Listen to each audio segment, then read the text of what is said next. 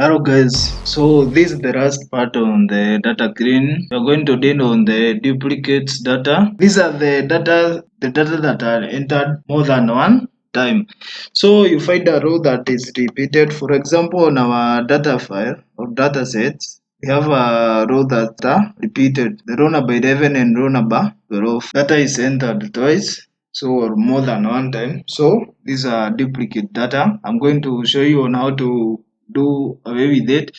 So and for this has no two instances because the only way to deal with the duplicates data is to drop the duplicates. So we are just going to drop the duplicates. So let's do that.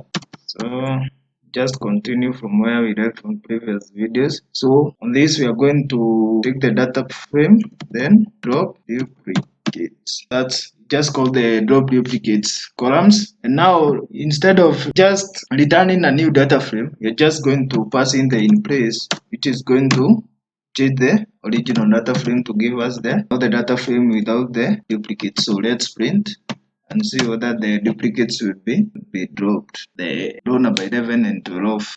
As you can see, the number 12 was dropped and we remain with 1.